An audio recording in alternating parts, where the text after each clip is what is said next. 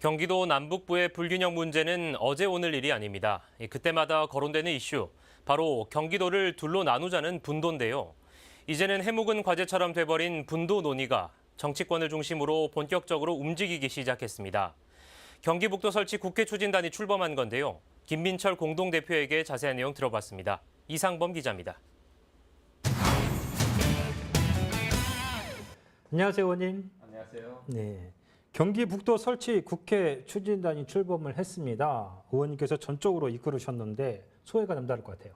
조금 어려움이 있었지만 그렇지만 여기에 참여해주신 우리 추진단에 참여해주신 의원님들께서 말씀을 드리면 흔쾌히 당연히 공감하시고 적극 이렇게 동참을 이렇게 해주셨습니다. 그래서 그 부분은 우리 참여해주신 의원님들께 이 자리를 빌려서 감사의 말씀을 제가 드리고 싶고요. 그리고 이제 한 가지 아쉬운 점이 있다면 이런 추진단 하면 좀 거창하게 해서 막 이런 행사를 좀 알리면서 해야 되는데 이 코로나19로 인해서 기자실 자체도 기자회견 한 사람 외에는 못 들어가게끔 기자들도 못 들어가는 이제 이런 상황에서 이렇게 출범한 것이 좀 아쉽기는 한데요. 그래도 출범을 했다는 거에 큰 성과가 있다고 생각을 합니다.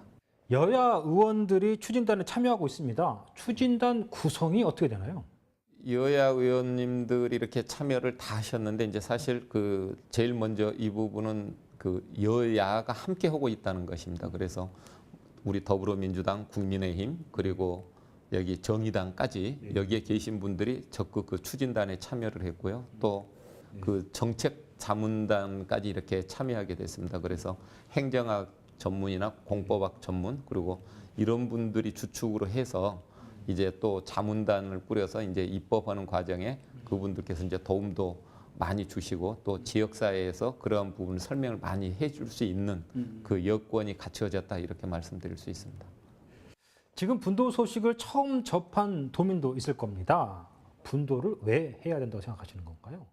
분도는 남부와 북부와 문화, 경제, 사회, 문화에 대해서 이런 부분들이 모두 남부와 격차가 분명히 있다는 걸 다 알고 있는 사실입니다. 또한 북부 지역이 급속도로 인구가 늘어났습니다. 400만까지. 갑작스럽게 인구가 늘어서 그 불편함 이루 말할 수 없다. 그럼 거기에 따른 인프라가 같이 사회 기반 시설까지 들어와야 되는데 그 부분은 전혀 들어오려고 하면 규제 때문에 또 못 들어오는 겁니다. 그래서 이런 부분들 북부 지역에 있는 규제를 좀 해소시키고 북부 주민들의 삶의 질을 높이기 위해서 반드시 북도 설치가 필요하다. 그 생각을 가지고 있습니다. 현재 의원님이 보실 때 경기 분도 추진의 현 주소 진단한다 그러면? 네, 지금 지난해 21대 국회에 등원하자마자 제가 이제 6월 10일 날 경기 북도 설치에 관한 법률을 대표 발의를 했습니다. 그래서 그 이후에 행안위에 상정이 되고 또 행안위에 상정해서 소위에서 논의를 했습니다. 그래서 이 소위에서 논의하는 것도 34년 만에 처음으로 논의가 시작이 됐고요. 그리고 거기에서 입법 공청회 하기로 의결을 했었습니다. 그리고 실질적으로 소위가 아니라 행안위 전체위원회에서 입법 공청회까지 이미 마친 상태입니다. 그래서 이제는 국회에서 소위를 먼저 통과를 시키고 그 다음에 이제 행안위, 법사위 그리고 이제 국회 본회의까지 하는 이런 절차가 남아 있습니다. 네. 경기 북도 설치 요구는 1987년까지 거슬러 올라가고 있습니다. 이번에는 어떻게 종지부가 찍힐 수 있을까요? 이제 정치 논리로 접근할 게 아니라 이제 주민들에게 그 뜻을 직접 묻고 또 주민들의 뜻을 받들어서 정치권이 움직여야 된다.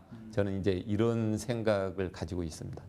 주민의 뜻은 이제 주민투표라는 방법이 있습니다. 그래서 주민투표를 할 수 있고요.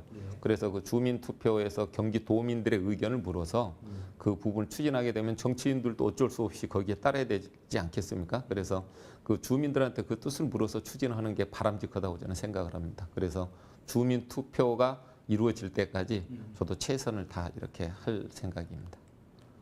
네, 경기 분도를 향한 활발한 의정활동 기대하겠습니다. 오늘 말씀 고맙습니다. 네, 감사합니다.